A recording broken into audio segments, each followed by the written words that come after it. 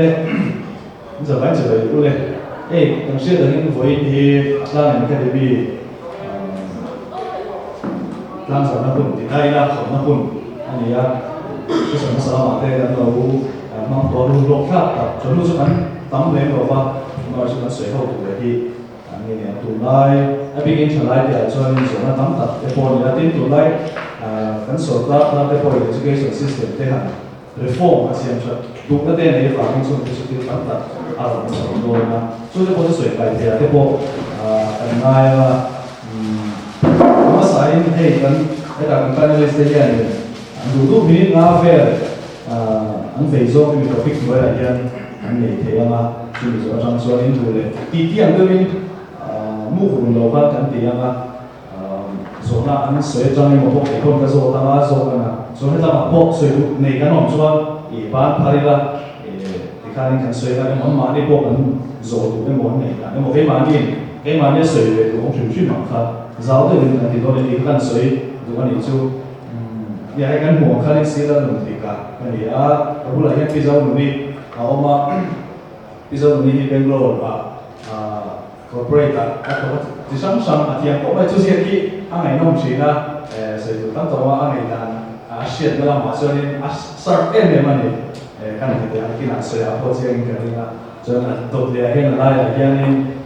ตัวสีละเล็กกี่มาสายกี่มาวันนี้ที่เราเนี่ยไอ้เจ้าตัวเล็กจ้ะตัวเนี่ยกับ political scienceอันนี้เจนิวช่วงนี้ละเลยกับพูดถึงพวกสลามมาลองที่ช่วงก็ไอ้น้องครบไหมช่วงตัวเดียวอย่างนี้มาส่งสร้างเอามานี่ที่ตัวนั้นPhD ที่เมกิน NIT มิโซรามาเขียนเอามาช่วงอันนี้เบรกเรามาเทปMSU บ้า UK เรามาแข่งเตะเด็กข้าที่พอสูงสุดตรงนี้ละอันนี้ด่านเทปที่เชียร์จากเอามาทิ้งแล้วไม่ตัวเลยนี่คือนั่นมันเทปที่แข่งเตะเราสิ่งเป็นมีช่วงนี้ละอันไหนน้องรถที่คนกันเสียอันนี้ที่กันสวยมาสักตัวนี้จู่ส่วนหุ่นเล็กกันเราว่าไว้ตัดแต่กันเล็กหุ่นเจ็บตัดตาละจุดเด่นส่วนใหญ่กันตีที่ขั้นไหนใจละชาไม่เคยดิสคัสชั่นขั้นไหนใจละใช้กันอันนี้เดี๋ยวมาสับเปล่าดิฉันขั้นนี้เช่นนั้นสำหรับต่างวัลทางนั้นเดียต่างวัลเนี่ยต่างที่ขั้นเจสซี่น้ำมันสุมิโซเทนกันกับสองนายจะเป็นต่างเดียผู้กันที่วางกันผู้ยังมีตาที่นั่นอยู่ว่าที่ต่างวัลกันที่เนี่ยเนี่ยผู้เชี่ยวชาญพวกต่างวัลที่เดียวผู้เชี่ยวชาญพวกต่างวัลเนี่ยมีที่ส่วนทุกท่านเรื่องพวกคงมีส่วนตั้งแต่ดีนู้นเด่นนี่ก็ที่ท่านเนี่ยจะวางส่วนที่ต้องคนกับเวลาส่วนเราเนี่ยเป็นตัวน่ะเราสอนสร้างการสอนมาอันนี้มิโซรัมจุนจ้า educated unemployment กันที่ the paradox of uneducated employment in Mizoram ที่ข้านี่สัตว์ตรงที่นั่นก็การเชื่อมไอ้เห็นมีเห็นที่ส่วนการเชื่อมรวมตัวว่าสุดที่มีคนมาเชื่อว่าในส่วนละมาส่วนเอาไปส่งในเรื่องรวมที่อารมณ์เสียงมีนักบอลเฟลต์มีเสียงตัวตัดเป็นพอดีละชาติช่วยตัวตัดส่วนนี้เห็นแต่ส่วนที่เราดูนี่ส่งเรื่องอะไรตัวสายขึ้นมาเกี่ยวกับที่เราVâng,ผู้บริหารเราเนี่ยอันบริหารข้ามาข้างเราเนี่ยที่น่าจะช่วยสุดละไม่ไกลละเนี่ยก็ทุกบุคคล the products of educated employment in Mizoram ที่อันนี้ละeducated employment สิ่งที่อินเดียเราพูดคุยกันเนี่ยส่วนอภิตกิน North East เนี่ยกันต่ำดีกันเนี่ย national averageเรียกยกตัวที่ educated employment ที่ North East เนี่ยเราดีเราแค่ไหนละส่วนมิโซรัมปีกับพวกเฮีย North East เนี่ยมิโซรัมมี educated employment เนี่ยasam pun yang tahu ni. Ini nampak akan sekolah kita rasa tuในภาคที่เป็นของเราคือการเรียนในส่วนการในตัวได้ละอินเดียเรา educated and employment เรียนมิโซรัม educated and employment เรียนที่asam pun seperti iniได้ค่ะเชื่อตาละจู่ๆalarming ต่างสิ่งนี้จู่มีละที่จู่ๆเองก็ที่100% literacy state เป็นการที่ตาอินเดียเราสำเร็จกันดีสุดที่ไล่จากเอกที่ educated and employment ที่มาอาศัยที่ไล่จากเขาโจทย์เขาที่นี่ควายที่ไล่เขาโจทย์เขาที่นี่โจทย์เขาช่างเขาชาติเขาตัดเป็นแบบไอ้เนี่ยเราเลือกตรงนี้โจทย์เขาทำการที่เราจะนั่นก็หมายความว่าไล่เป็นจุดสุขการที่ service provider ya better zona ma so na phi lo fa kan economical phung kan share private enterprise la pa te ti veo mai la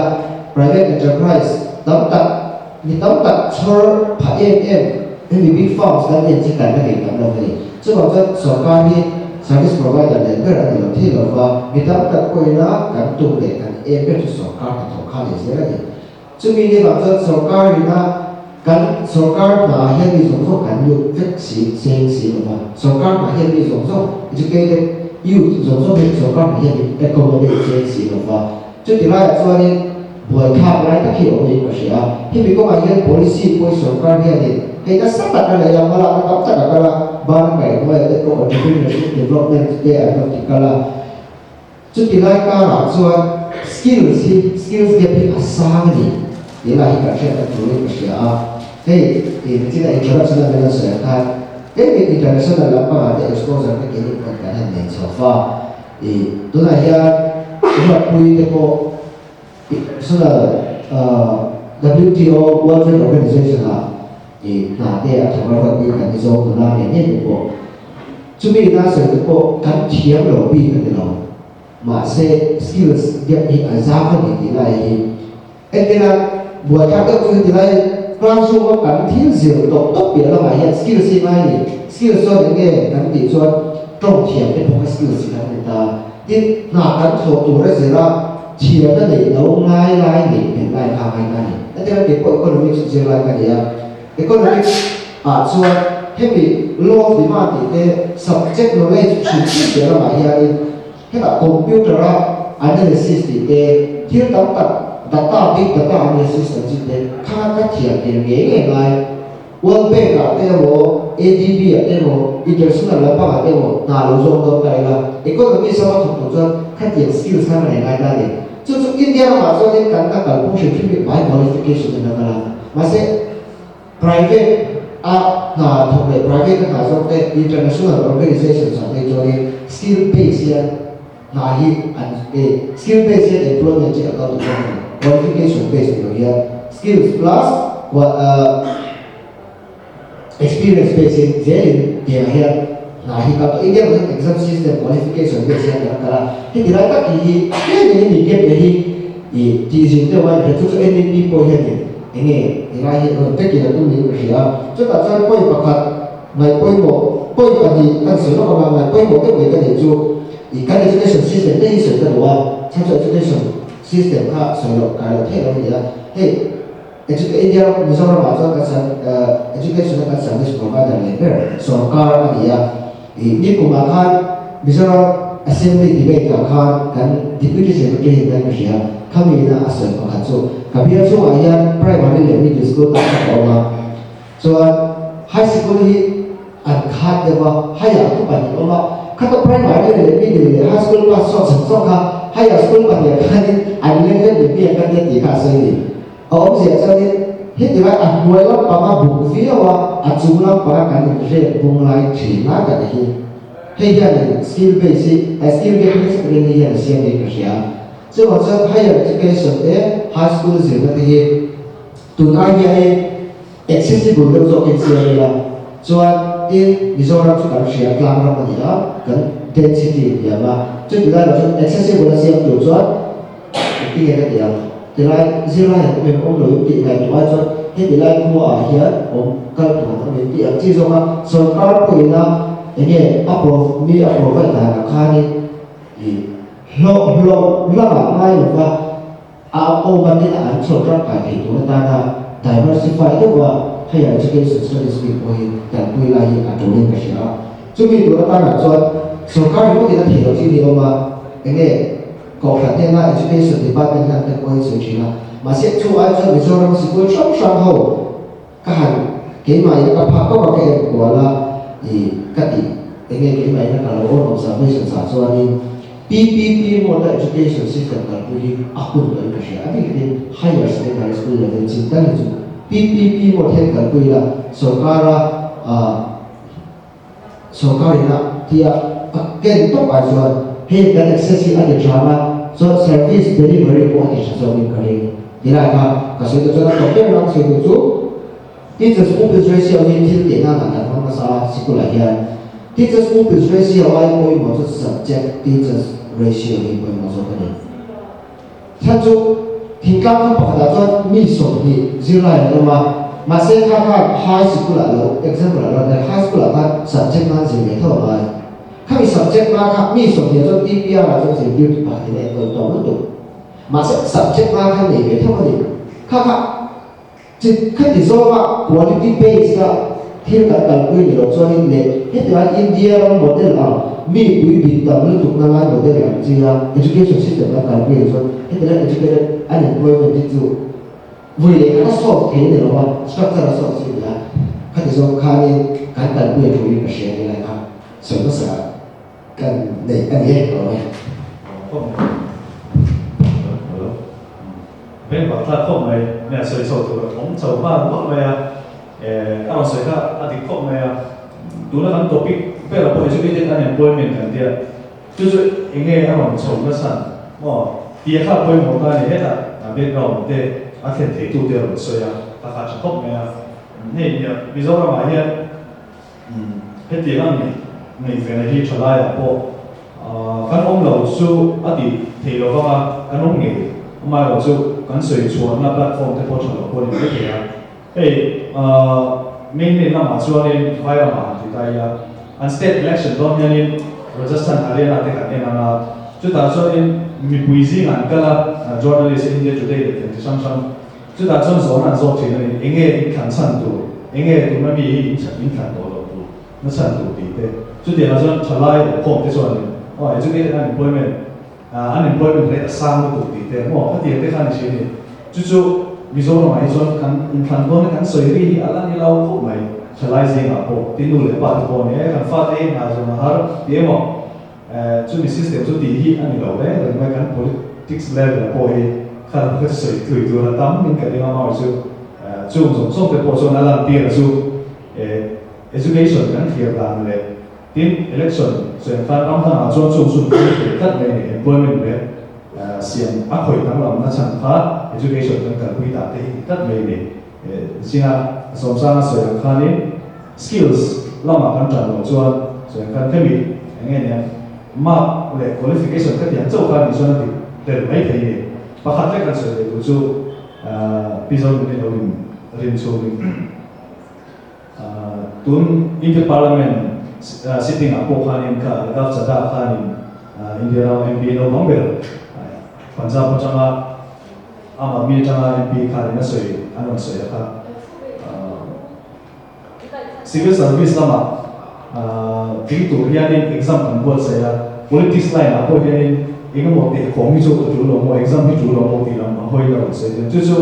kan thia dani ni de ta to mai ni chu wang chuanin ki ma khai pa ni na zona chu tiang chuan kan rilu tu poi ong so to ni chu wang chuanin education hi kan ka chu ka he poi mo ko mai ni sina ka ma ni ro se ka so sa ro se ka a cha ko mai ka ti la te mai na bo ti za lu ka sia wa bi zo ni so me na ni po me na bo ke na du ang poi ka ti ta lo mu chin da nge lo sia chin da ka te te bei se na le ka te lo a leng fek za ka ti na le ti ka so tai la Mizoram po na te po tama amom nge ne om na sin te po le ta Mizoram chu na te po ma chu ram da cha she be feka tin anom na te po experience te po pe te po le te ka ti ka za de be pu ni se cha nge hello ka o ye a chang ni sha nam de general tha khan throat infection ka le a chang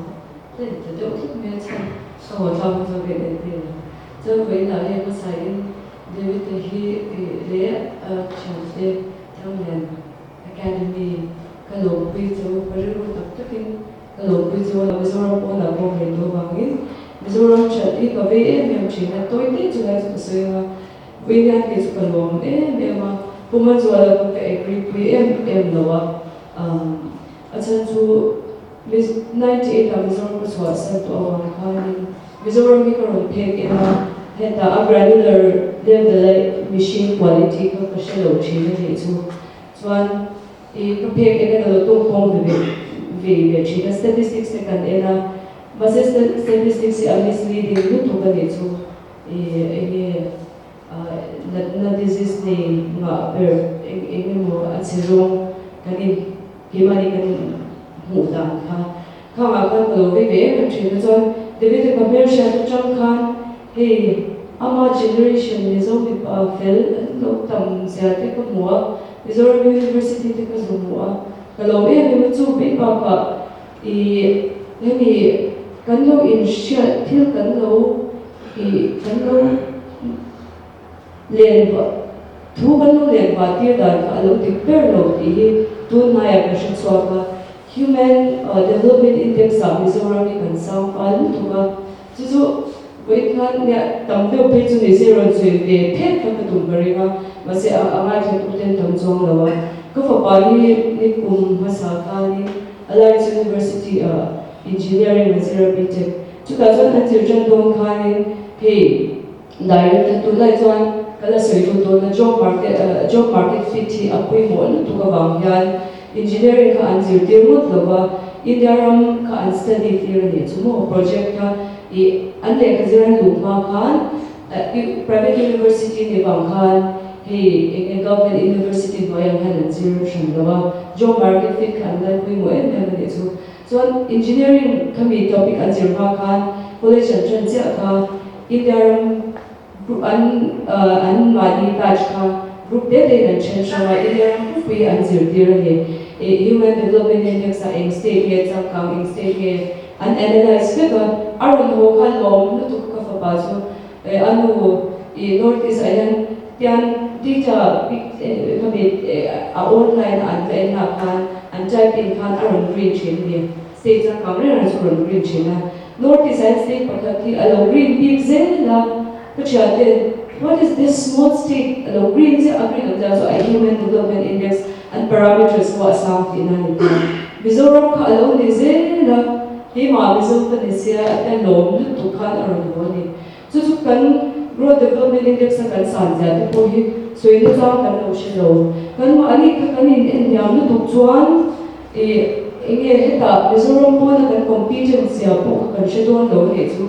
ba chon at si Zomo kanin en lu tuklay te hi po hi number 1 at chon fix amay ni ka siya so like a point ko sa ilo so way na hi MCS din 30 le way na ron pel ren an app launch to te laya zirtir to te zong in chuan to ki ma chuan zo nam vai tor operate to kan di ba chan yung ngai an na to ba 1991 economic liberalization na changin at ta ka putu ko niya gechu 98 ta Hyderabad ta chuka Chandrababu Naidu an CM ka progressive to kanya Amu, Mizoram Taman Development Azwala Azwang Atenka, Hyderabad of Omsugan Kapupanani. More, so kami economic liberalization ka, economic growth rate around Sama, development ka states level Andhra, Karnataka, and development sa Zagan Pune, atakin Karnataka kung sundile, parukjongit na kung to tapokina. So Mizoram yan kantem velo di asya tayo kanechina. Kami velo tukchina masi, human quality at China state a backward thing. So we the proof to Thailand Academy can launch a proof to Mizoram kan human quality at China. So ano 100% at China. At China di kan tam velo di ka. Kasi ko sa puto kung kalorika sa mga mula. So ani ano da kan topic ka kan so ito so toite so ito mga job market fit the paradox of again topic educated unemployment. Educated unemployment is also can face lawa. India across India can face technically. Atsanzu can education system India mapo re taka globalized world kan nung velawa. Eheta systematic kan idealistic abangin ini to India to kan socialist leaning atin colonized to kan di abangin kan ruwa protectionism na salutuk mo so bangsuan kan economy kan economy kan karta po kan education system po kan 91 machuan India na chasong zong to na Mizoram government jobs te kanitani so competitive exam te kadang ho lut tur base le kan education system shimpo critical thinking base ni lo I by heart system base ka mizoram zo ni lo mizoram ka chu hekta wire chu kan shate thum kan education system tam zo ka lo ta chu chu indaram pum pu kan kan system a lo he to ba min wire ma po educated unemployment paradox understood to ani wire page on my tablet so engineer ki anjir duala se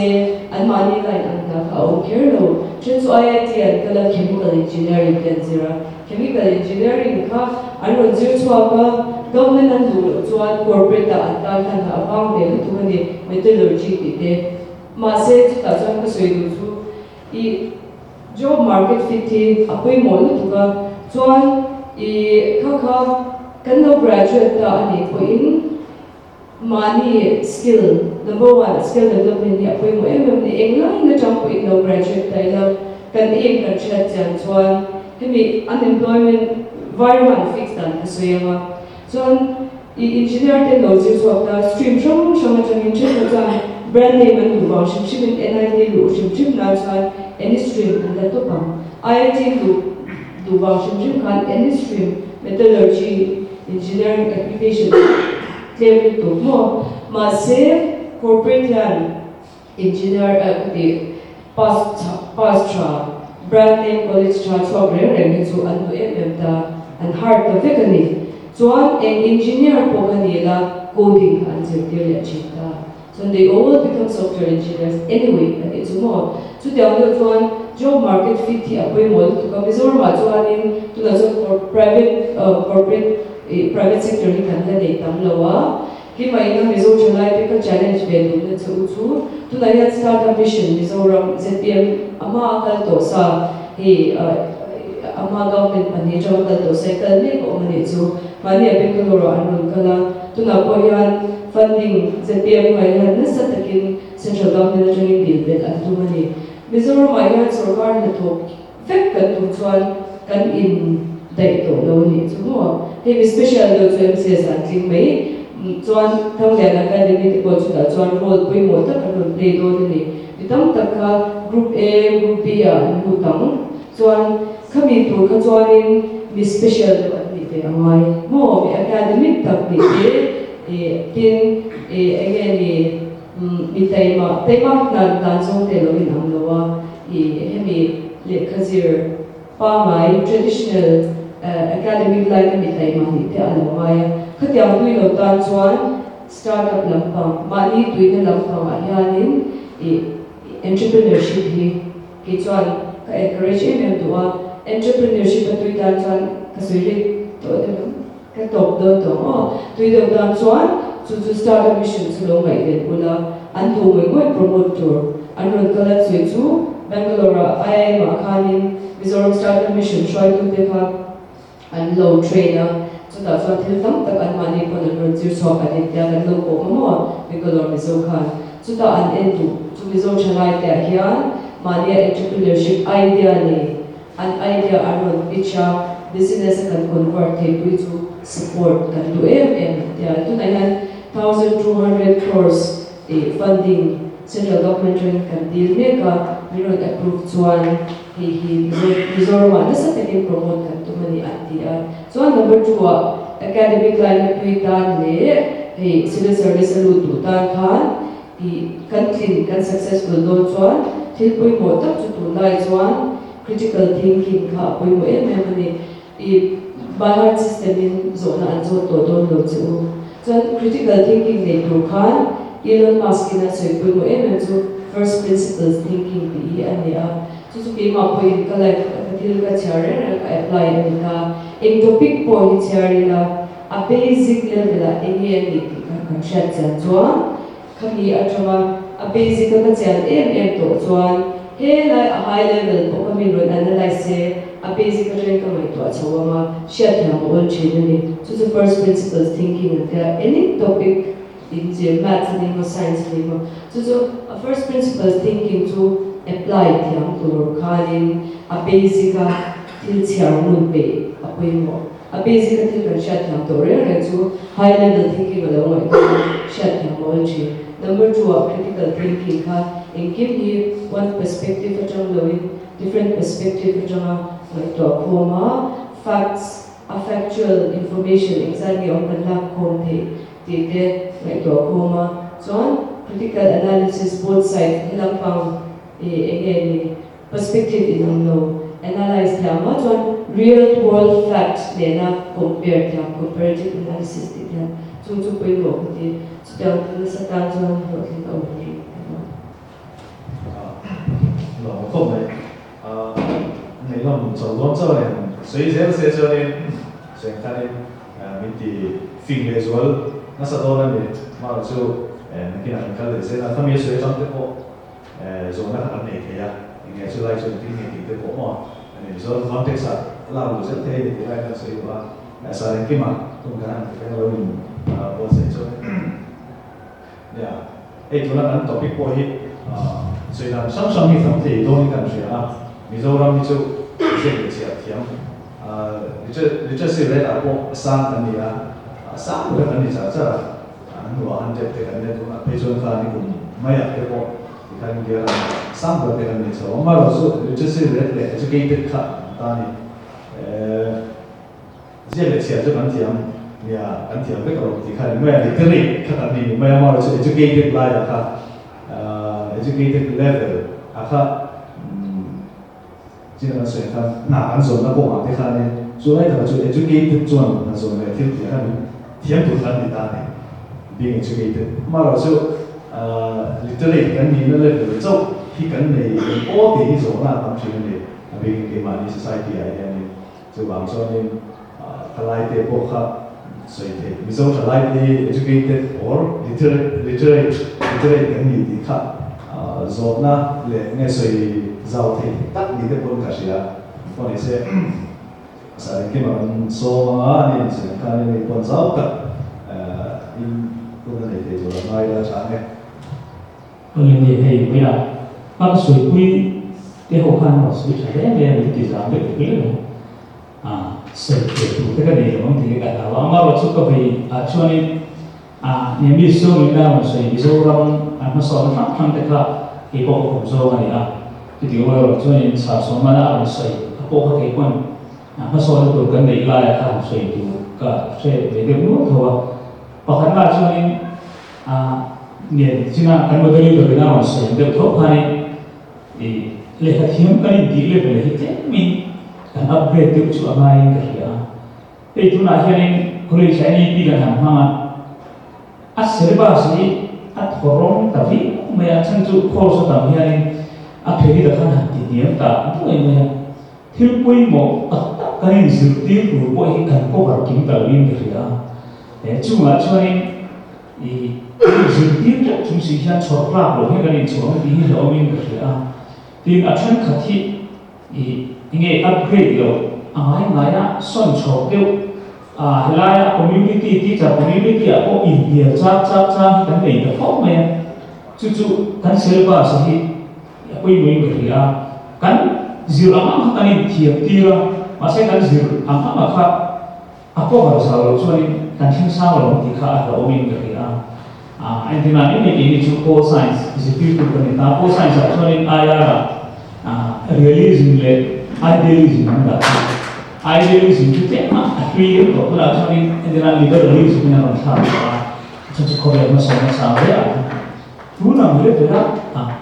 idealism itu poin apa?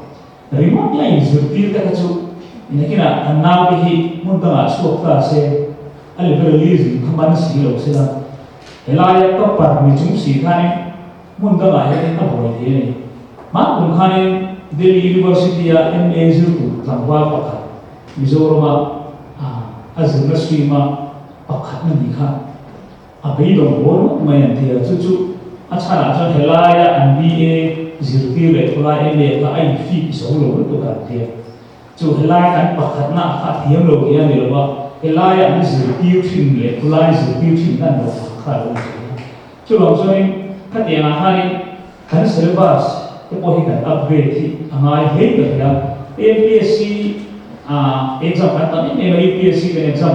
tak belum nak poin syllabus sebenarnya sih ini kan UPSC kan exam ngam lo kan ti chuan helaya syllabus in ang si kan exam conduct da kan UPSC hoi ni lo kan he mani ka kali kan lo kan chu chuan kana be le ngai kan UPSC ka chu ta tu la hani khat yang fit in test du kan na dia tu tong complete tu mai chuan pathin hoi na za UPSC on par kan chu kan ve to na khat yang do aspect ra dikha koi mai ka ya tin koi mo le ka chu ni kha ni zo le chuan viral chan chin de ro se ya atam zo ki chu viral ma ka tum ni lo ni zo ram lo ki ne mi kan ta chu am te ta chuan ni zo ram ma in si ti te ko hi be chu ka support ta ko mai ya hey Paul sai ho e chon hun lai zir ka ne ne an hun la chu ni zo in kan sira o se ka pass me tu di wo chuan English video ba o sai fail kan ma ani chu mi so ina pa sa ti khau chu ro o sai pa sa ani da ta ni ka ma chu khati de kan vai ma ta sa tu mi al ta ni chu ke chu BA then te hian mi zo ma hian mi zo tong hian si ke thi la pura ka chuan class an ko kala an ka zu ti ra en ama zu ti thiam ko ni la no pang khan ka zu ti ra khan a se thing chu ro English khan man chu ro not take for money. So I'm not zilti to try. I can't use your choice. So I want class and kala. Can zilti the man here and create that and is yet so that you can university at the time is over in the so I want here that create that and they should exam NASA come late. He to have all English medium show can come either. To a problem is English. I mean the MPSC exam ada ko hian Asia tu hi au na hi kan problem ni ya chu English thiam tiek tu ni kan no va an bei va amaro chu zia thiam ma ila simple English broken English kan zia thiam Asia tu lo hi kan man le chu si ro chu lai chu Asia tu kan man tak chu si ro ka sa kan zia thiam ma ila broken de kun a thiam de kun chu lai chu kan problem ni ka ya chu lam so ni ke ma chu ni Kula history ko hi chu an kal phung kan system hi kan tha phok mai chi khan ma sia kan hi ge chu mi zo hi professionalism ma ni subject hi phunga te le in work ethics chu ma ko he kan hiam a mi skill level then ko helper level then ko na dia in officer level at ko ni thori hi ma ni na he ti ku thre kan che ko he hey a mi ni chan chi ko he ka se le phok thi na các hiệp em vào bộ này chúng rồi mà rồi chú mình lệ cái thiam thế mà dư sa với điều hành địa chân society ta cần contribution để hành tham ai thế này cái gì thiam lầu số không phải là ham thiam lầu sẽ cái mà cho nên cái obligation điều tham ai để chú cho anh mình đi số này này anh có lẽ dư cái thiam tắc doctor ấy đi người này thiam tắc cái gì số han interaction điều cùng ai này mà mình son quy cái này Thế thì thiếm nó phải phát cái có exam na hơn trong cái chúng tôi cần không biết rất là chuyện này, không biết mà cái ai thiếm giết thiếm bốc xí cho nên thằng giết ta sẽ cần khuất lang ta tầm rong ta ăn sữa lai ta nên ăn phát contribute cho nó đấy có tỷ lai cái điều rồi vậy. Cái điểm trong chuyện chỉ có khăn giết tu chuan ăn ná cái điều chú giết rồi sao sẽ đi vào cái điều trong khăn cái ai là thiếm rồi cái ai thiếm xa rồi cái ăn hạt thao sẽ cho kan nau di na sot wi kali cucu kan sui na sui pa lan lo ome ye an zona an sui na ni zona ni cho ni emo ta mi lo ta cho du emo ta ti chang du emo kan so ni ta ma chang kan ti so ni kan sui no le ni su mai ka ko te an de na sin yo chi na e ma ni ya a chu so ni ta le lo an sui le du na o he ni我们这玻璃这里面得看往前那里，这来也是蛮水路，你看赌说把拍的麦克嘛，就是少这边然后你得看这个嘞，你说呢？上次我们听啊，应该唱的样那个天堂不漏，那个天堂不漏，问题应该唱的样，你看水果印第安马非洲呢，你比如说别人那你老做所以看你。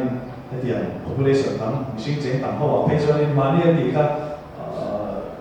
social media พวกต่างๆก็สั่งเลยบิฮาร์ก็มีเลยโอ้ยังไงอัน police นั่นตัวเนี่ยมันแค่นี้สิ่งเฟ้ก็เราอันขัดนี่ก็เดียนก็แค่นี้ก็เดียนมันจุดกันนั่นนี่เรามาdegree ใน masters และ engineering ก็เดียนเราตัวที่เด็กคนนี้จุดเดียนมันจุดกันนั่นนี่เรามาใช้ population เดียวว่าคนไม่ได้จุดเดียนก็ช่วงนี้รำต่างแค่นั้นเรากี่นี่ป่วยที่จุดเดียวเด็กตายละสเต็ปต่างเขาแค่นั้นป่วยนี่สักตัวไม่มาเลยให้มีeducated unemployment เลยก็เดี๋ยวทำเราจะช่วยสิข้าหนึ่งจุดนั้นสักตัวนี้ตัวไหนยังกันรู้เลยป้าติดหันติดตายละกี่นี่ไอ้ละอุ้ยเดียวที่เห็นสวยละจุดน่ายังไงบอกเอ็นที่นั้นLDC 4 level แค่พอดีตาเสียละ MS เราตัวเห็นรู้ตัวที่เห็นจริงๆนี่ BS เราสุดที่สุด MS เราสุดที่สุดเปลี่ยนติดจริงนะสุดๆการอินสวยตามที่ชาวบ้านใน society นั้นเขาว่าอะไรตัวอย่างทำไมว่าจุดตัวรุ่นเร็วที่รุ่นเร็วที่จุดไอ้สัตว์จุดอันนี้ชาวบ้านนี่เห็นแล้วสัตว์ไม่ดีจุดว่าจุดอะไรอย่างนี้ทิ้งไงการ solve การ solution อย่างนี้ก็จุดเป็นญี่ปุ่นกันใช่ไหมเรามาเราจุดมันเป็นส่วนที่มันสวยดีที่ค่ะอันเสร็จแล้วเฮ้ยอามาสักเดือนสะสมสร้างให้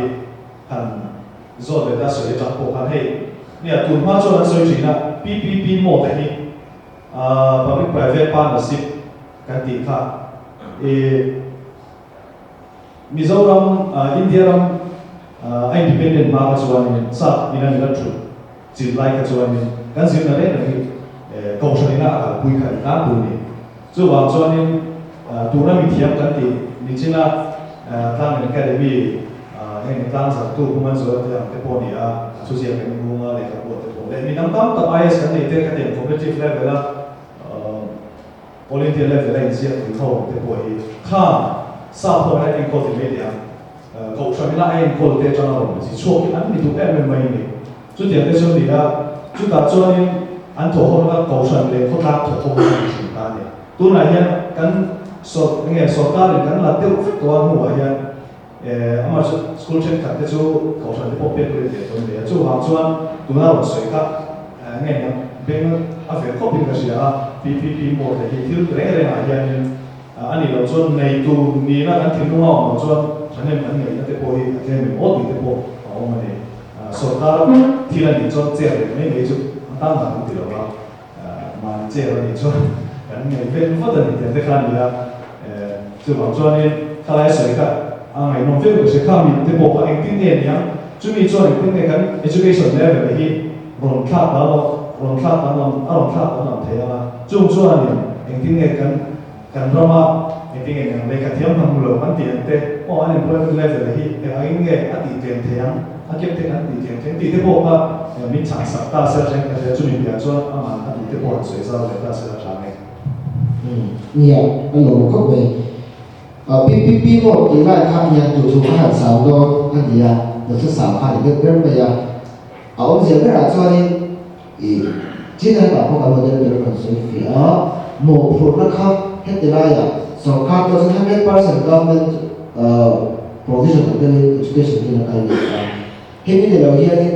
ขดล้อในโลกของมันเจ้าที่ข้าเองคนดูของเสียเลยสุดท้ายก็เกี่ยวกับนั่นก็หมายถึงว่าเลย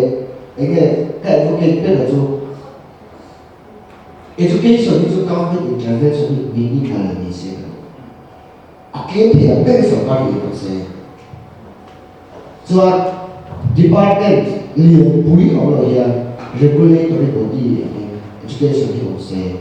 soal kali ada soalnya UGC itu orang tadi regulatory body plus funding agency ini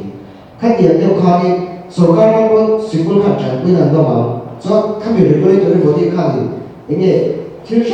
somtu dah itu siapa kan dia bui dah kan boleh usaha regulate 做些 management 来了一组，现在头家的有我讲的有，他看看对他些爱干啦多的啦，一点点钱的啦，毕竟人家的不是钱他看那个些干多多单的，这里来说，因为按你看的这个人就是不看，听过人家听过这个例子的话，干什么办法？你听到不会打那么多人这么说呀？看 IAS 的来印度人，也相对上来不单单容易。ne hu wai je so kan de pe kan mizo kan de ta ki Mizoram University 2020 in dam chi a Mizoram University na IAS pa kan ma kan ni lo Mizoram University syllabus na ya kana Mizoram University syllabus ka amat che ni na pa ako kamas yo ma de lo so asam bo boy ka apply India level competitive exam ma ki bo ka ta Mizoram bo de ama syllabus na ni chi a kan ke chau phat phat chu mi ko sai bo la chu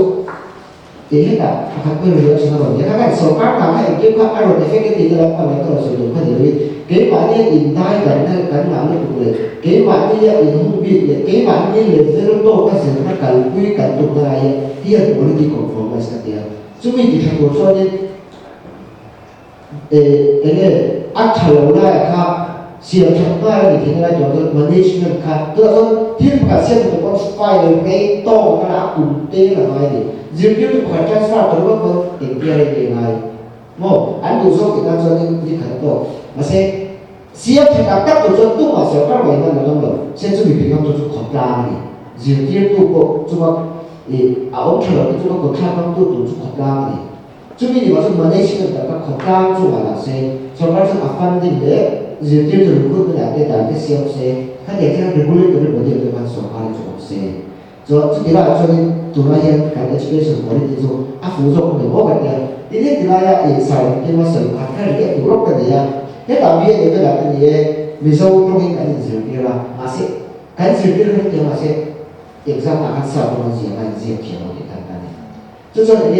cái cái sự là bốc cái này nó tụi so that 106 tiền gì này sao thu bùi sao bị phê trở cái gì này cái quản lý biểu hiện thì là cái cán định số này là ai mà sẽ cái government school cái gì cho cái này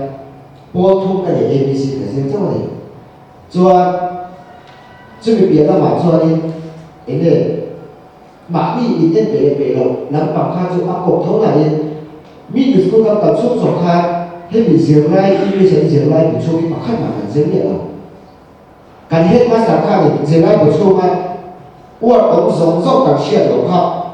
你说他让那个我是通电做感开去，我把他你说我不是他，把他评论回那个所以你不评论，他真是哭了，他很难过。就是啊，不错，我感谢的人嘞，一来不会，俺说打出去做了打感谢了，敢把他不跟你我他，这 grammar 文字就不单，就因为把你接触波啦的波嘛感谢，波上面是波的你来了，配的你。ถูกเขาการเสนอข่าวมาถูกนะจู่ๆดิตักจนอิงลิสเดเวอเรเซอร์เราอยู่ในเราเถียงเสร็จแล้วอันถึงนั้นเขาอธิบายกันเราว่าจู่ๆคลาสเต็มเราบอกว่า BA อันนั้นอยู่ว่าอันไหนตัวนั้นองอันเสียส่วนที่ตัวที่การอิงลิสจะเป็นอันส่วนตรงนี้ก็ดีเหตุการณ์โอ้ยสเตย์ตัวที่เสียบอกว่าเด็กมองที่ตัวนั้นเสียเสียที่ว่าขาดการดูอันเสียส่วนที่ตัวที่ขันเป็นมีอะไรcho thú buat kalau bayar kan deh grammar kalau jadi so kan kita kan siap so kita kan ini luar bisa luar kan tiap kan ini bisa siap so kita kan kita ni tu tiap so kan syllabus kan yang kita so BA ya so yang tu zero pay second para zero inti apa tu ada lagi kita ini sekarang tu kami dia balai syllabus kan kita kan feel tu ni kalau kita kan kita dan lo kan itu bây giờ thì cả chuẩn bị nó là cần đi sửa ra nên nó là mà xin đi sửa là phải nhá nên vì số ta làm như company để các tiền corporate thuộc khi mình đã rồi làm thế này là tin xin đi sửa khác vì tôi là tôi lấy cả thêm cái gì cho cái này là vì số của các tiền cái cái này thì cái corporate mà thế nên bây giờ nó có làm thế này để các tiền là ăn cả thì các tổ chức chỉ là cần sửa khai đi ví dụ như cô nằm phòng ngủ đi cái lao theo chuyện là cái thì điều là ví dụ nó hết có bé mà cái tiền khai thì chỉ là cái sửa sân sửa chuyện là chuẩn bị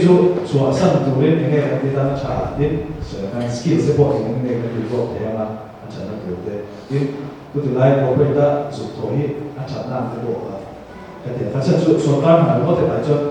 cái những đề nó cái gì thì xem đó là cái bộ đó là nó sẽ bỏ làm cái tiền túi đâu để sửa cái corporate thấy cho nên skills đấy cái gì calling la pangten ko ma ha ta mani class topper ni khelo ko kha thiam ta ani ke ni khadia te ta ko kha ni advice te ko ni la kha in so sa ba chani da share skills te me market fitting is so khadia kha result te ta chuan iso i ko hai to le te ko na Adrian ma tseka kalau bel za kalau tu English poi mo sia ka setua English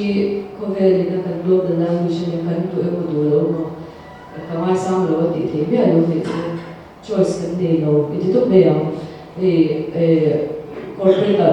to communication skill ya poi mo to ka chuanin visa ida pya PBA kan ti am ho te pe ju mo Tachire tak le Zilaya 50% there ko be po background and metropolitan city Indian metropolitan city and no say there na English and mother tongue ang ina native speaker ang say na no tiang page one he bishop there will talk chan um baby biso with the PBA ka tiang yung page corporate and luta and zero zuma and marks so and shopping isya tiang skill ka poi mo so ka khan so corporate ka tu re na me trade ni ta because tra to training period khan an han sa to de chu kan marks ka poi mo to ka poi mo lo ka din ni lo academic ka mo noi cha pu ani lawa so English poi mo ja stress na ani chu mo chu mizo rama hian tu na na te poi mizo routine be khan be zo china pakhat kha a communication skill abangin kan reject ke kamin shilani kamizo pwede ka refer ama ka shil kam lawa so mizo wa chuan English kan zal to ka a communication skill abang an reject ke ka shil la self esteem a heart tone to sia ka shil kam talo ni mase apoi ka ti event so vai chuan sab tru e ka tama mai lo it's just another language more kan respect to sab chung thiam kan ngai sam le tu ka status definer ang do kan pu abang khan sab chung khan min jip ni de kan ne chu chon language hi klachina isoi kan tini po ka do pala ki po miso media mazir chok kan ya English kan by heart good chena words kan by heart the grammar te po kan by heart ka ne apply ram de lawa so bhaya kala English kan han trong ko kan grammar ha chelu tu mo a theory jo na thiam chupa wase chanchu language theory na zer the lo application chu na zer the tu la so ke ma chuanin optimism tam tak ne chu man la khan YouTube ba mo a kan chanu long pui school amin ke ke English school chale ro dina ama kha international school thok chhe ne a student ke YouTube ba min I saw ni nge school ni mo an English kan pangte te ka English vet kan an chunga an thiam ni tu mizo chung kha tham ru ka dina ni lawa tin pu e ki ma soi kha de tu ka maths te pe chu conceptual kan ngai an share thiam tu poi mo re chu mizo chung in zir dir tho ro se antinan law of physics te ho English answer and comprehension English answer thiam na athu do lo chuan mizo chung an zir dir ka chan tu but English is the language here kan chan ngai mizo chan chu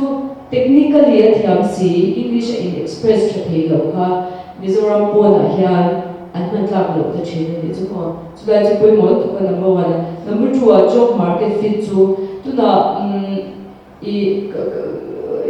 traditional academic line kan zir chhore re hian JNU te po he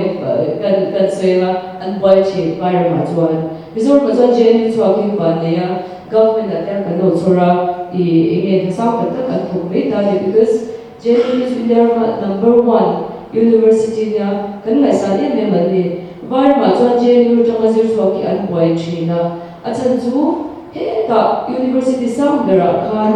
zir chu ma se job market fit khan nu ne kher no ve china ni corporate nan dir khan an boy ve tho china online na khan engmo online zir ta khan corporate ang halo o care lo chen ta ni chu soft skill training ti te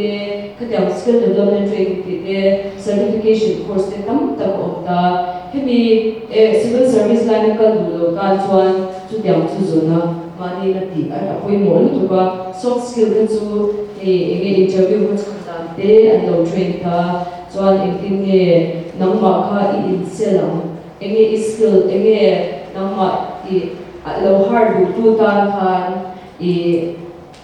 chuan potential ne ti a an lo judge ne ta tu khan how do you sell yourself because at the end of the day you in corporate you're selling yourself you have to impress somebody who is interviewing you more kakapoi mo tu ka mani in sell ti ami result one big weakness acha chu kan tribal culture khan in ngai tlom na kan ngai poi mo bangi mani pakkan sakane chu mizo chuan mase mizoram is wa san chuan mang ma kha in fak thiam lo chuan they don't have time to take a look at you the second time interview ko chu tu kha wei kha cha time tem che kha interviews ko ta khan interviewer kha impress nge amaya iba impress don kha chuan in nang ma kha in sell thiam he ka strengths. These are my strengths. This is what I can do for you. Chuan these are my potential. Min har ne chuan he ka ti ka insil thiam maya. Chu mi chu job market fit ne pura chan language thiam mani in personality po confident min interaction mo PR skill ne chan soft skill ne per chu soft skill poi mo tu ka number 2 a chuan language number 3 as well money in self yeah so why no corporate control to chuan chu mi pathum chu pe chắc là mấy này đâu cho lại thì nó một cái về sẽ ta cũng khai rampo nó thổi cái này thì người đều được mà thì cũng là sẽ cái mà ta nhưng mà có hiện chỉ là như vậy ví dụ rampo nó ủng hộ đi ví dụ ta là trong cái là tập cái nó không được chỉ như vậy 이거 뭐죠? 딱 보인 저 방선 또 나간 내 땀딱 해줘 이게 올해 나도 보니까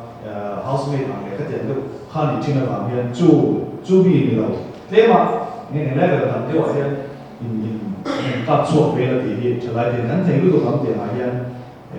값수 보담 더 많이 지난 수요가 WTO 대 이벤트 뭐야 대 한테 상상 간다만이 외토하나 한 대로도 아마 어쩌 kan fa zong lo chi ni hian ke ma ta ni ka shel de chi na ke aya sia pung nom jo khali e chi chu ni a chu lo san ti lama chua hi a ro ke ka chu da chuan pon lam pang su ma kha mi zo lama kana ma lu chin ta ne e ta te no ma ma ni sa le chu ko bin man te lai vai ni sti mi zo ro kal ten pa ka velan ho traffic kan ni lu ana ke ni po he ni zo lu zo ma ti te hi cái tiền thế là chủ đề của mình thì thế kami soi khá là cái điều mà tin tôi là hiện nhà sở ta thế bộ hiện man là sầu bé gì là gì lại bộ thế bộ English thế bộ sorry science thế bộ ví dụ trong mình là sầu đó này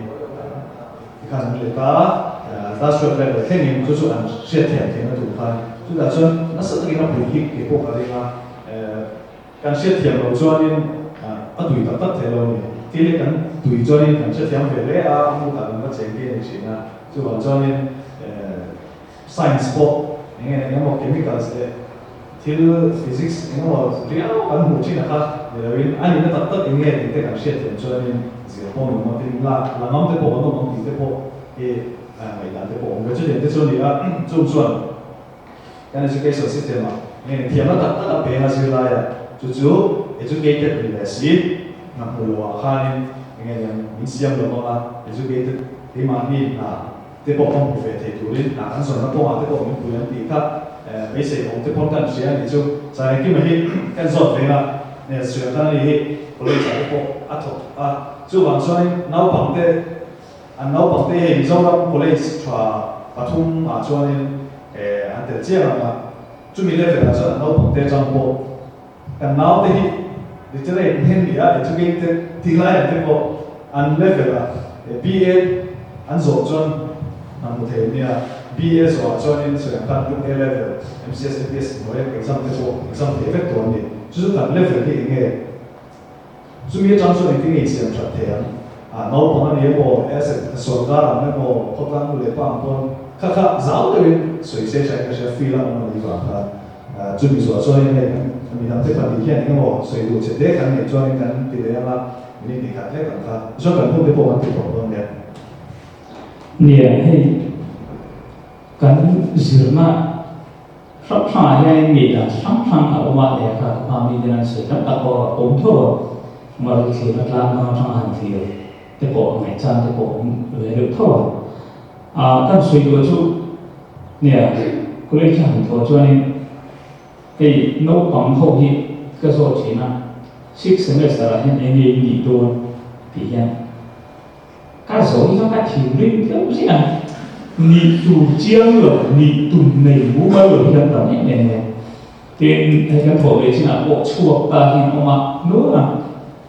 mà giống ta lấy rồi mình BA về mấy hàng kia là mấy cái chung môi rồi mà cái ta mà không rồi trong cái quy rồi thì na anh biết rồi chứ anh thì em mà phát thì cái chút đó tụi lại system mà phải chân phát số phải thì được thiếu đó chứ điều mà phát sĩ mà trong cái là em này xuống rồi em mà thì chuyên trong bộ tung thở thì anh tập em về cho nên hay bị cắn